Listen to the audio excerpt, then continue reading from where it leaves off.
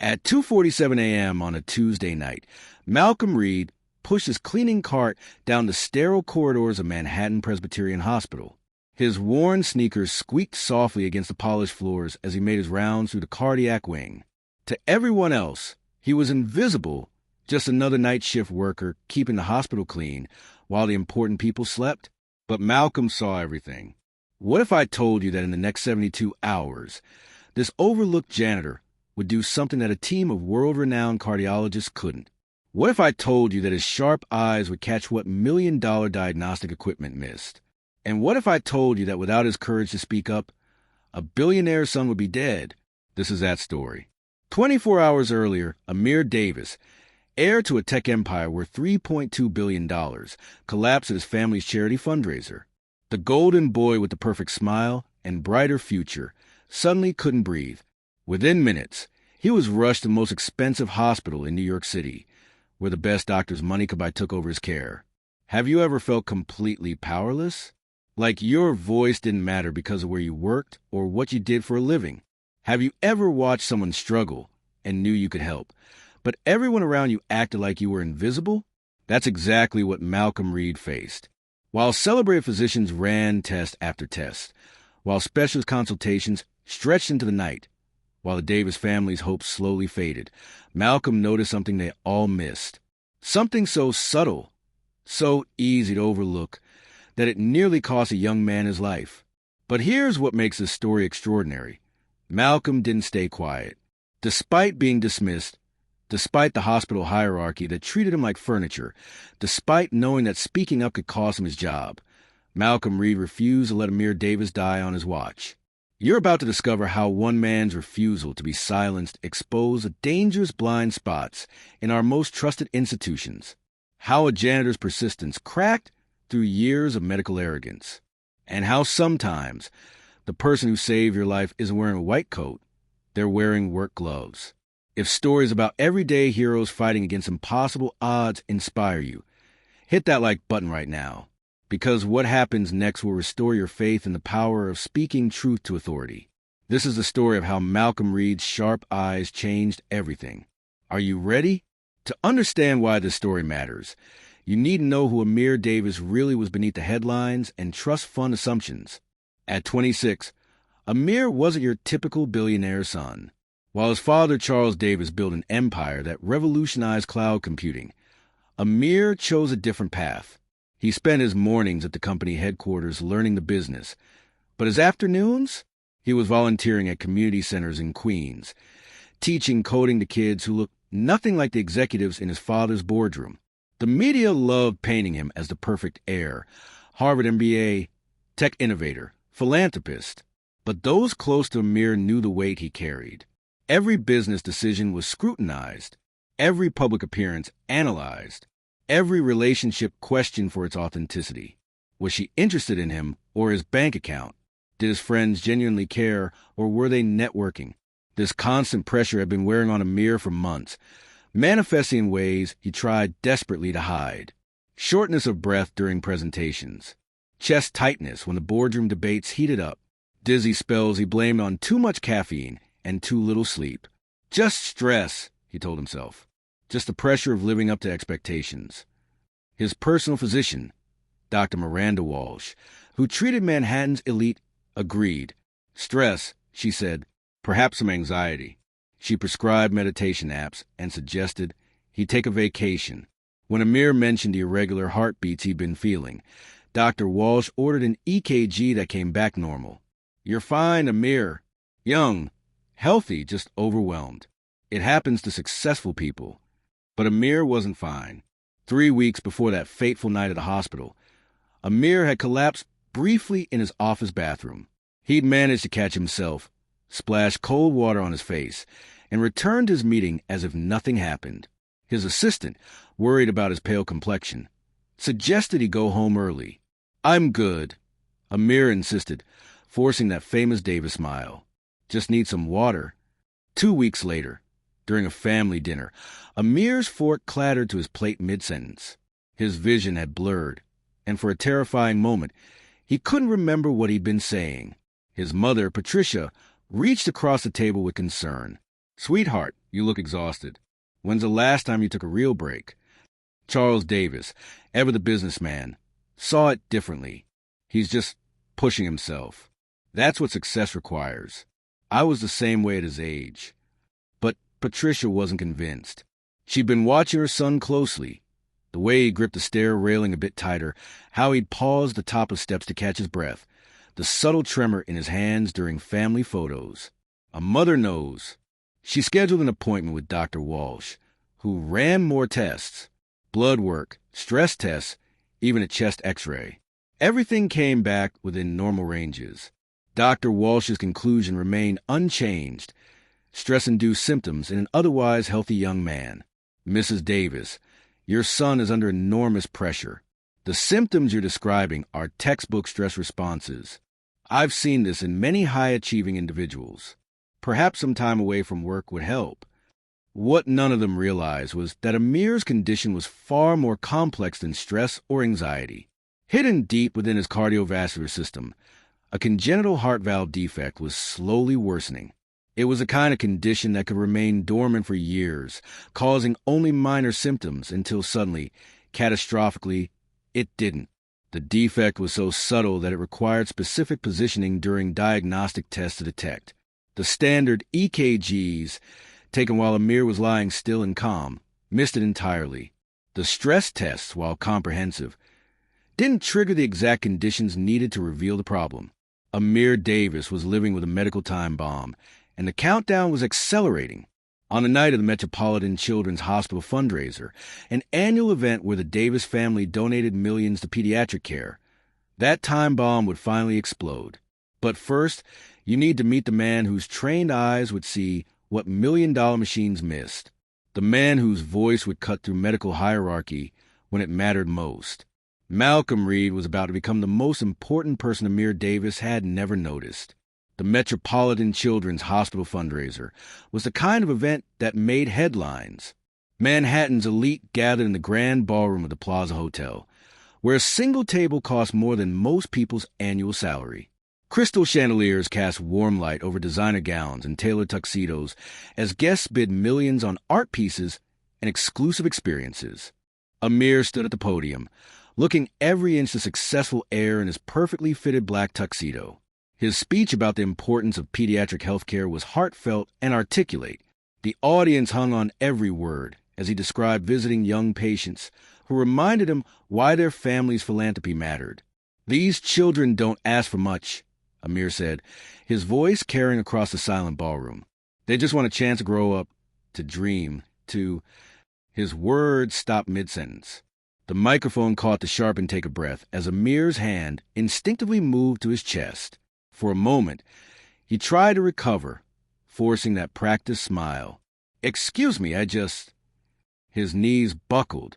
The sound of Amir's body hitting the stage echoed through the ballroom like a gunshot. Gasps erupted from the crowd as Patricia Davis screamed her son's name. Charles was already moving. His businessman's composure shattered as he rushed toward the stage. "Call 911, someone shouted. "Is there a doctor here?" Another voice called out. Dr. Richard Steinberg, a renowned cardiologist who happened to be attending the event, pushed through the crowd. He knelt beside Amir, whose face had turned an alarming shade of gray. Amir's eyes were open but unfocused, his breathing rapid and shallow. "He's conscious but in distress," Dr. Steinberg announced, checking Amir's pulse. "His heart rate is extremely irregular. We need paramedics now." Patricia knelt on the other side of her son, tears streaming down her face. "Amir, baby, stay with us. You're going to be okay." But Amir couldn't respond. His chest rose and fell in quick, desperate movements as his body fought for oxygen. Sweat beaded on his forehead despite the ballroom's comfortable temperature.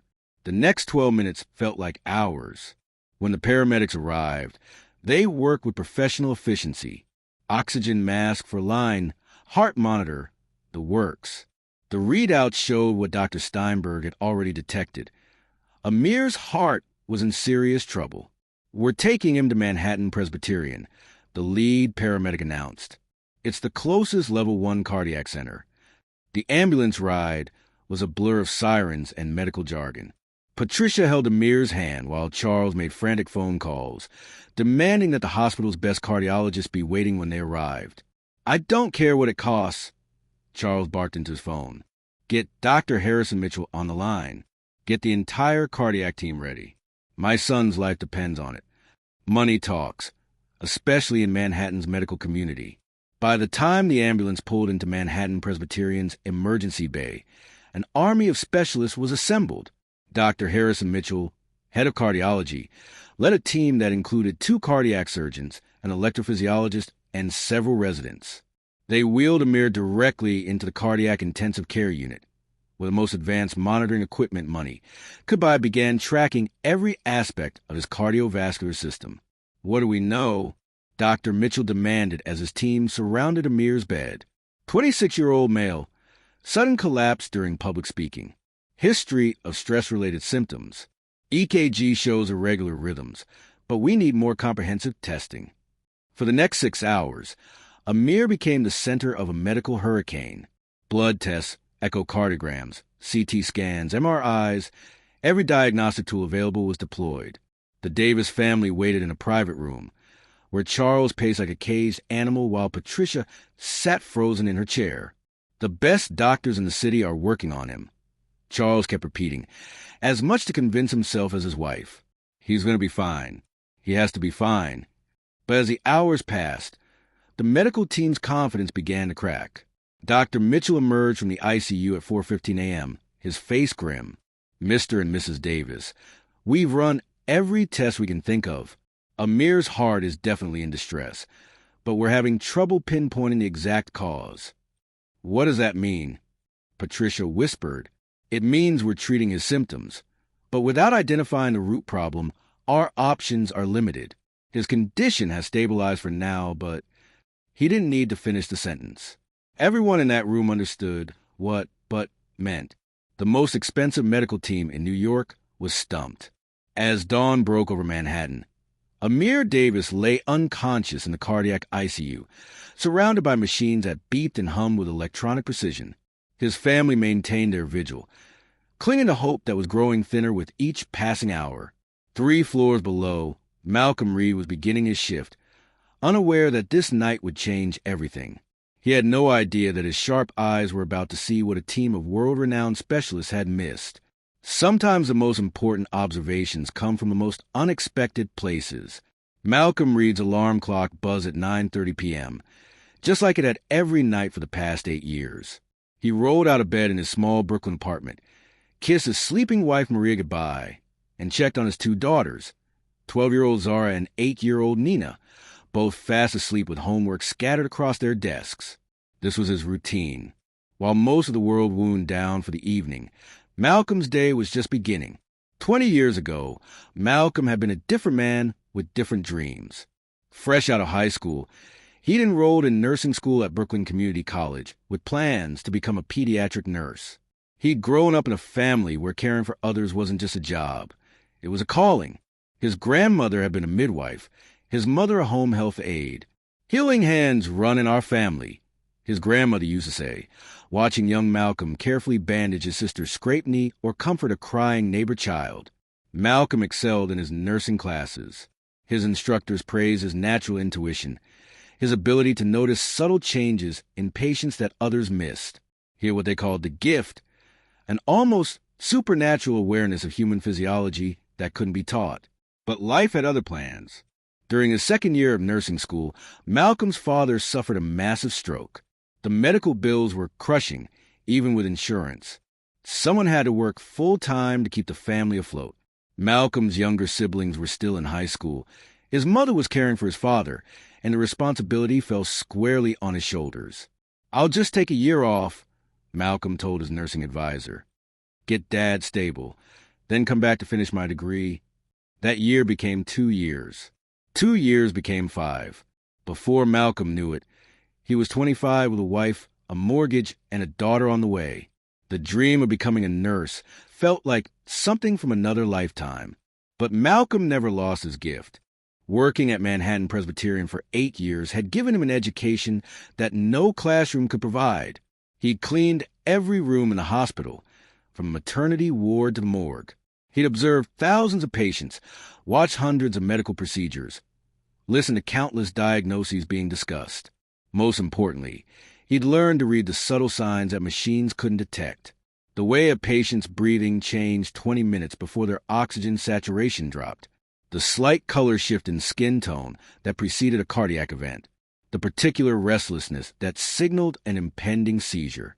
Malcolm saw everything because nobody noticed him watching.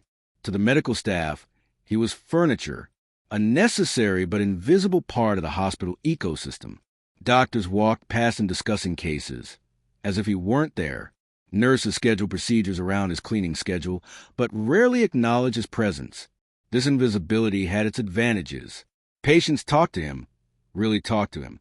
They shared fears they wouldn't voice to their doctors, complained about symptoms they thought were too minor to mention to the nurses. Malcolm became a repository of information that never made it into official medical charts. "How you feeling tonight, Mrs. Rodriguez?" He'd ask while emptying wastebaskets. "Oh, Malcolm, my chest has been tight since this afternoon, but the doctor said my heart looks fine. Probably nothing. Mr. Johnson, you seem restless. Everything okay?" "Can't shake this dizzy feeling, son. Been going on for hours, but the nurses are so busy." Malcolm filed away every conversation, every observation. More than once, he'd approach a nurse about a patient concerning symptoms, only to be politely dismissed. "Thanks, Malcolm, but we got it covered. I'm sure the doctors know what they're doing. That's not really your area, you know?" So Malcolm learned to stay quiet, to trust that the people with medical degrees knew better than a janitor with keen eyes. Until tonight. At 10:47 p.m., Malcolm was assigned to clean the cardiac ICU. It was a coveted assignment among the custodial staff because the ICU was always quiet, always clean, and the nurses there actually acknowledged your existence with polite nods. As Malcolm wheeled his cart into the unit, he noticed the unusual activity. Extra doctors, hushed conversations, the tension that always accompanied a high-profile case. He'd seen this before, when wealthy or famous patients occupied the beds. The entire hospital transformed. "Big case tonight?" Malcolm asked Lisa, one of the ICU nurses he'd known for 6 years. "Billionaire's son," Lisa whispered. "Collapsed at some fancy event. Been here for hours, but nobody can figure out what's wrong with him." Malcolm nodded and went about his work, methodically cleaning each room while staying invisible to the medical personnel. When he reached room 314, he saw him, Amir Davis, connected to more monitoring equipment than Malcolm had ever seen on a single patient. The young man looked peaceful in sleep, but something about him caught Malcolm's attention immediately. It wasn't anything dramatic, not the kind of obvious distress that would trigger alarms or send nurses running. It was subtler than that, the kind of thing you'd only notice if you'd spent years watching patients breathe. Amir's breathing pattern was wrong. Not irregularly wrong. Not dangerously wrong. Just wrong. The rhythm was off by maybe half a second. The depth was inconsistent in a way that suggested his heart wasn't filling properly between beats. And there was something about the color around his fingernails, a barely perceptible dusky tinge that spoke of compromised circulation. Malcolm paused in his cleaning, watching Amir carefully for a full 2 minutes.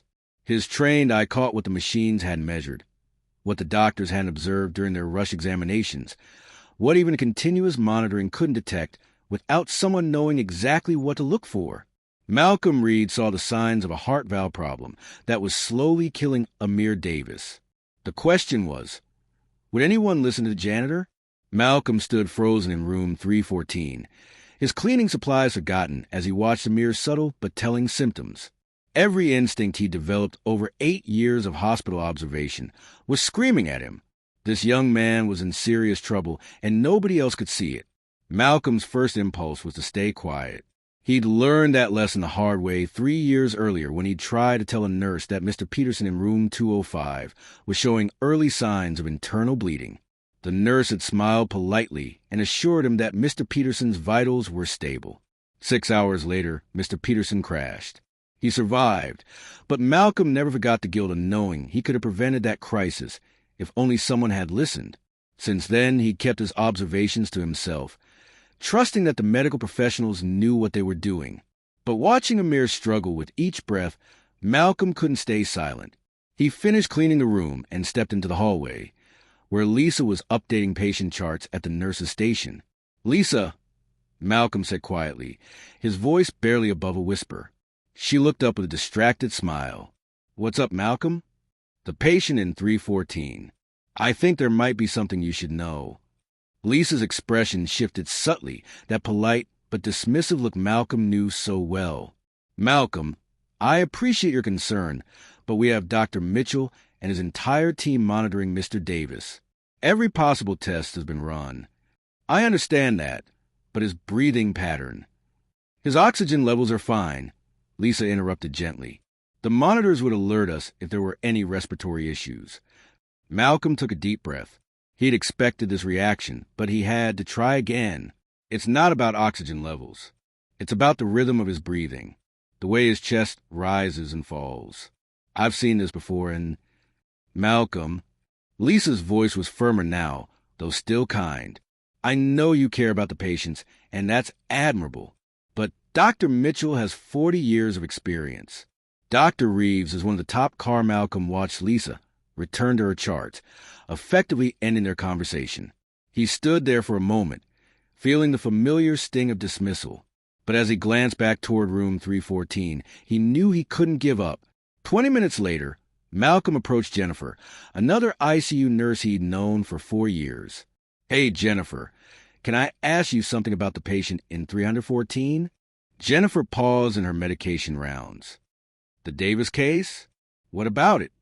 "I've been noticing some things about his breathing that seem concerning. The pattern is irregular in a way that might indicate..." "Malcolm, stop." Jennifer's tone was sharper than Lisa's. "I don't mean to be rude, but you're a custodial worker. We can't have you making medical observations about patients. It's a liability issue. But what if I'm right?" "You're not qualified to be right or wrong about medical issues," Jennifer replied. "Please stick to your cleaning duties." Malcolm felt his face burn with embarrassment and frustration.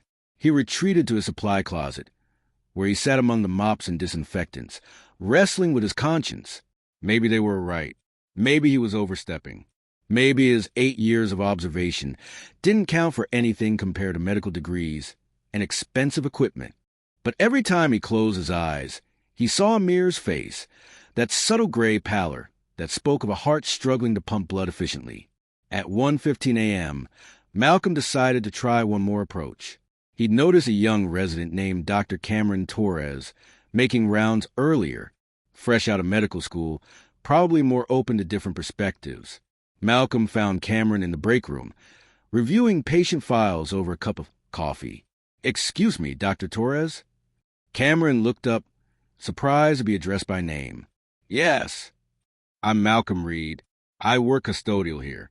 I was wondering if I could speak with you about the patient in room 314. Cameron's eyebrows raised. "Mr. Davis? What about him?" This was it. Malcolm's last chance to be heard. "I know this might sound strange, but I've been working in this hospital for 8 years. I see a lot of patients, and I've learned to notice things. Mr. Davis has a breathing pattern that I've seen before in patients with heart valve problems." To Malcolm's surprise, Cameron didn't immediately dismiss him. Instead, he leaned forward slightly. "What kind of pattern?" "It's subtle. The rhythm is off by maybe half a second between breaths, and the depth varies in a way that suggests his heart isn't filling properly between beats. Plus, there's a slight color change around his fingernails that indicates compromised circulation." Cameron was quiet for a long moment, studying Malcolm's face. "How do you know about heart valve complications?" "I was in nursing school for 2 years before I had to drop out for family reasons, and I've observed thousands of patients over the years. I know it sounds crazy, but I think Mr. Davis has a valve defect that's being missed because it only shows up under specific conditions. The attending physicians have run every test. Standard tests, taken while he was lying still and calm." Malcolm interrupted. "What if the valve only malfunctions when his heart rate increases, or when he's in certain positions?" Cameron set down his coffee cup, his medical training kicking in. That would explain why our diagnostics haven't caught it. A positional valve defect could be nearly invisible unless we knew exactly what to look for. Will you at least observe him? Just for a few minutes. Cameron stood up. Decision made. Show me what you're seeing. As they walked toward room 314, Malcolm felt his heart pounding. For the first time in 8 years, someone was actually listening to him. Someone was taking the janitor seriously. Cameron followed Malcolm into room 314, his medical training warring with skepticism. In 3 years of residency, he'd never had a custodial worker approach him with diagnostic observations. But something about Malcolm's quiet confidence and detailed descriptions made him pause. "Okay," Cameron whispered, mindful of the sleeping patient. "Show me what you're seeing." Malcolm positioned himself beside Amir's bed, his movements careful and respectful. "Watch his chest. Count the rhythm of his breathing." Cameron observed for 30 seconds, seeing nothing unusual. Amir's breathing appeared steady, his oxygen saturation holding at 94%. Low but stable. "I'm not seeing," Cameron began. "Wait," Malcolm interrupted softly. "Watch for another minute. The irregularity isn't constant. It comes in cycles." Cameron focused more intently, his eyes fixed on Amir's chest. At first, everything seemed normal, but gradually, he began to notice what Malcolm was talking about. There was a subtle shift in the breathing pattern, a slight hitch every 7th or 8th breath, as if Amir's body was compensating for something. "There," Malcolm whispered. "Did you see that?" His breathing just adjusted slightly. His heart isn't getting the blood it needs, so his respiratory system is working harder to compensate. Cameron felt his pulse quicken. As a resident, he was still learning to recognize subtle clinical signs, but Malcolm's observation was making sense. "What about the circulation issues you mentioned?" Malcolm gently lifted Amir's hand, being careful not to disturb the foreline. "Look at his fingernails. Not the nail beds themselves, but the skin just underneath. Do you see that faint dusky color?" Cameron leaned closer, using his phone's flashlight for better visibility.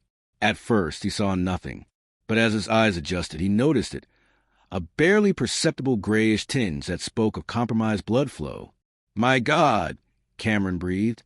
"How did we miss this?" "Because you were looking for obvious symptoms," Malcolm explained.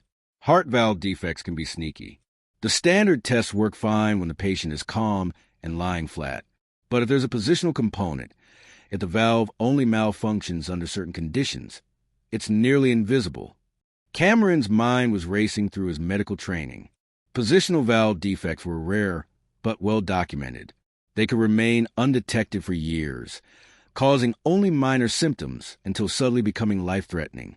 "We need to run specific tests," Cameron said, already moving toward the door.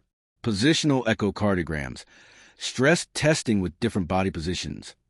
"Dr. Torres," Malcolm called quietly. Cameron turned back. "You might want to move quickly. His symptoms are getting worse. I've been watching him for the past hour, and the episodes are becoming more frequent." As if on cue, one of Amir's monitors began beeping softly. His heart rate had spiked to 110, and his oxygen saturation dropped to 91%. Cameron rushed to the nurse's station, where Lisa was reviewing charts. "Lisa, I need you to call Dr. Mitchell immediately. We need to run emergency positional cardiac tests on Mr. Davis." Lisa looked up with concern. "What's wrong?" "His vitals were stable 20 minutes ago. I think we've been missing a positional valve defect. We need echocardiograms taken with the patient in different positions. Stress testing to replicate the conditions that trigger the malfunction." "Based on what findings?" Cameron hesitated. He could hardly explain that the hospital janitor had made the diagnosis. Clinical observation of breathing irregularity within 15 minutes. The cardiac team was reassembled. Dr. Mitchell arrived looking skeptical but professional, along with Dr. Reeves and the cardiac technicians needed for emergency testing. "Dr. Torres," Dr. Mitchell said as they prepped Amir for positional echocardiogram, "walk me through what you observed." Cameron felt the weight of the moment.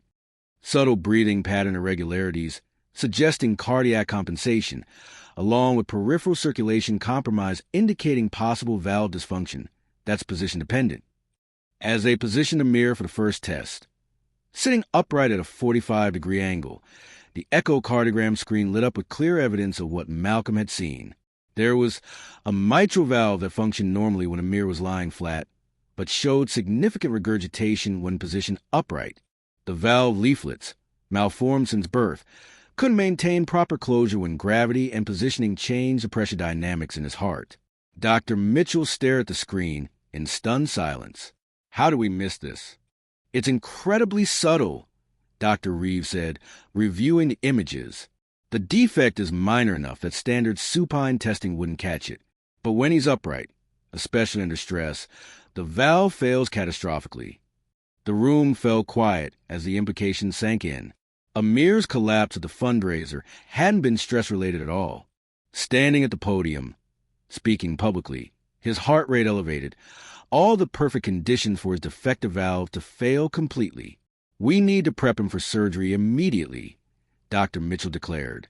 This valve needs to be repaired before it fails completely. As the medical team rushed to prepare for emergency surgery, Cameron stepped back into the hallway where Malcolm was quietly finishing his cleaning rounds. "Malcolm," Cameron called. The janitor looked up expectantly. "You saved his life. You know that, right?" Malcolm's eyes filled with tears. He quickly blinked away. "I just hope he's going to be okay." "He will be, because of you." The surgery took 4.5 hours. Malcolm had finished his shift at 6 a.m., but he couldn't bring himself to leave the hospital. He sat in the family waiting area, still wearing his custodial uniform, watching the Davis family endure the longest night of their lives. Patricia hadn't stopped pacing since the surgical team wheeled Amir into the operating room. Charles sat rigid in his chair, making phone call after phone call to business partners, family members, anyone who might distract him from the reality that all his money couldn't guarantee his son's survival. At 8:47 a.m., Dr. Reeves emerged from surgery, still in his scrubs, exhaustion etched across his face. "The surgery was successful," he announced, and Patricia collapsed into Charles's arms, sobbing with relief. "We were able to repair the mitral valve completely. Amir is stable and recovering well. When can we see him?" Patricia asked through her tears. "He's being moved to recovery now. Give us another hour to get him settled. Then you can visit." As Dr. Reeves turned to leave, Charles stood up. "Doctor, I need to understand something. How did you finally figure out what was wrong with my son?" Dr. Reeves paused, glancing around the waiting room. His eyes fell on Malcolm, who was quietly gathering his things to leave. "Actually, Mr. Davis, the diagnosis came from an unexpected source." Dr. Reeves walked over to Malcolm. "This is Malcolm Reed. He works custodial here, but he's also the person who identified your son's condition when our entire medical team missed it." Charles and Patricia turned to look at Malcolm, who stood awkwardly, clearly uncomfortable with the attention. "I don't understand," Charles said. "You're saying a janitor diagnosed my son?" Malcolm winced at the dismissive tone, but Dr. Reeves stepped forward. Mr. Reed noticed subtle breathing patterns and circulation changes that indicated a positional valve defect. His observation led us to run the specific tests that revealed your son's condition. Without his sharp eyes and persistence, we might not have identified the problem in time. The waiting room fell silent. Patricia was the first to move, walking directly to Malcolm with tears in her eyes. "You saved my son's life," she whispered, reaching for his hands. Malcolm's own eyes filled with tears. I couldn't stay quiet. I knew something wasn't right." Charles joined his wife, his businessman's demeanor completely gone. "Mr. Reed, I owe you an apology for my reaction, and a debt I can never repay. What can I do for you?" "Anything. Name it." "I don't need anything," Malcolm replied. "I'm just glad Amir is going to be okay." But Patricia wasn't satisfied with that answer. Over the next week, as Amir recovered in the ICU, she made it her mission to learn everything about the man who had saved her son's life. She discovered Malcolm's abandoned nursing career, his financial struggles, his dreams deferred for family responsibility. She learned about his wife, Maria, who worked double shifts as a home health aide, and his daughters, who did their homework at the kitchen table because they didn't have space for proper desks. "This isn't right," Patricia told her husband. This man has the instincts of a gifted diagnostician, and he's cleaning floors because life forced him to give up his education. Charles, a man who had built an empire by recognizing talent, agreed completely. 10 days after the surgery, as Amir was preparing to be discharged, Charles and Patricia asked Malcolm to meet them in Amir's room. "Malcolm," Charles began, "my family owes you everything, but beyond our gratitude, I want to make you an offer." Malcolm shifted uncomfortably. "Mr. Davis, I told you."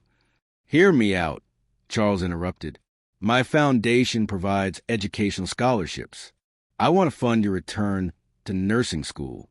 Full tuition, books, living expenses, everything you need to complete your degree." Malcolm's mouth fell open. I can't accept that. It's too much." "It's not nearly enough," Patricia said firmly. "You gave us our son back. Let us give you back your dream." Tears streamed down Malcolm's face as the magnitude of the offer sank in. After 8 years of deferred dreams, the chance to become the nurse he'd always wanted to be was suddenly within reach. "There's one condition," Amir said from his hospital bed, speaking for the first time since regaining consciousness. "I want you to promise me something, Malcolm." "What's that?" "When you become a nurse, don't ever let anyone make you feel invisible again. Your voice matters. Your observations matter. Promise me you'll speak up when you see something wrong." Malcolm nodded, unable to speak through his emotion. But the transformation wasn't limited to Malcolm's personal life. Word of the janitor's diagnosis spread throughout Manhattan Presbyterian, sparking conversations that had been overdue for years. Dr. Mitchell called a department meeting where he addressed the entire medical staff. "We need to examine how hierarchy and assumptions nearly cost us a patient's life. Every person in this hospital, regardless of their job title, interacts with patients and may observe things we miss. We need to create channels for those observations to be heard." Within 6 months, the hospital implemented a new protocol, the All Eyes program, where any hospital employee could report patient concerns directly to a medical review team, with protection from retaliation and guarantee of investigation. Malcolm Reed's courage to speak up had changed more than one life. It had changed an entire system. 2 years later, Malcolm Reed walked to the corridors of Manhattan Presbyterian wearing navy blue scrubs with Reed embroidered on the chest pocket. The same hallways where he'd once pushed a cleaning cart now welcomed him as a registered nurse in the cardiac intensive care unit. The transformation hadn't been easy. Returning to school at 34, balancing studies with family responsibilities, proving himself in clinical rotations, Malcolm had worked harder than he'd ever worked in his life. But every challenging day was fueled by the memory of that night, when his voice finally mattered. His first assignment as a new nurse? Training other staff members on patient observation techniques as part of the hospital's expanded All Eyes program. "Remember," Malcolm told a group of new custodial workers during orientation, "you see patients when they think nobody's watching. You hear conversations they won't have with doctors. That information matters. Don't ever think your observations don't count." The program had been wildly successful. In 2 years, hospital staff had identified dozens of concerning changes that led to early interventions. Falls prevented, infections caught early, medication reactions spotted before they became dangerous. The collective eyes and ears of every hospital employee had become an invaluable diagnostic tool. Amir Davis had become one of Malcolm's most vocal supporters. Fully recovered from his surgery, he channeled his experience into advocacy work, speaking at medical conferences about the importance of listening to all voices in healthcare settings. "Expertise is crucial," Amir would tell audiences, "but sometimes expertise creates blind spots. The person who saves your life might not be wearing a white coat. They might be wearing work gloves." The friendship between Amir and Malcolm had grown beyond the dramatic circumstances that brought them together. Amir had attended Malcolm's nursing school graduation, cheering louder than anyone when Malcolm's name was called. They met regularly for coffee, two men from completely different worlds united by a moment that changed both their lives. "You know what the best part of your story is?" Amir had asked Malcolm during one of their conversations. "What's that?" "You didn't just save one life. You change how an entire hospital thinks about patient care." You prove that wisdom doesn't care about job titles or college degrees. Sometimes the most important insights come from the most unexpected places. Dr. Cameron Torres, now in his final year of residency, had become a champion of collaborative healthcare. The junior resident who'd been willing to listen to a janitor's observations was now teaching medical students about the importance of remaining open to input from all sources. Medical school teaches you to diagnose, Cameron would tell his students, but it doesn't always teach you to listen. Some of the most valuable diagnostic information will come from people you might initially overlook. Patricia and Charles Davis had established the Malcolm Reed Fellowship, providing full scholarships for healthcare workers seeking to advance their education. The fellowship had already funded 12 nurses, 3 respiratory therapists, and 2 physical therapists, all hospital employees whose careers had been derailed by circumstances but who possessed a calling to heal. Everyone deserves a chance to pursue their purpose, Patricia said at the fellowship's annual dinner. Malcolm showed us that talent and dedication don't always come with traditional credentials. Sometimes they come with work boots and a cleaning cart. But perhaps the most profound change was in the culture of healthcare itself. Malcolm's story had been shared at medical conferences, written about in nursing journals, and discussed in hospital boardrooms across the country. The idea that every voice in a healthcare setting had value was slowly taking root in institutions that had operated on rigid hierarchy for decades. Malcolm still worked the occasional night shift, not out of necessity now, but by choice. There was something about those quiet midnight hours, moving to the hospital while patients slept and families hoped, that kept him connected to the work that had always called to him. On one such night, as he checked on patients in the cardiac ICU, Malcolm paused at a window overlooking the city. Somewhere out there were people who felt invisible, people whose voices weren't being heard, people who had wisdom to share but no platform to share it. Malcolm's story reminded all of us, that your voice matters regardless of your title. That paying attention can save lives. That sometimes the most ordinary people do the most extraordinary things. Not because they sought recognition, but because they refused to stay silent when silence could cost someone everything. That's a lesson Malcolm Reed taught us all. Heroes don't always wear scrubs. Sometimes they wear work gloves. Thank you, and don't forget to subscribe for more interesting story.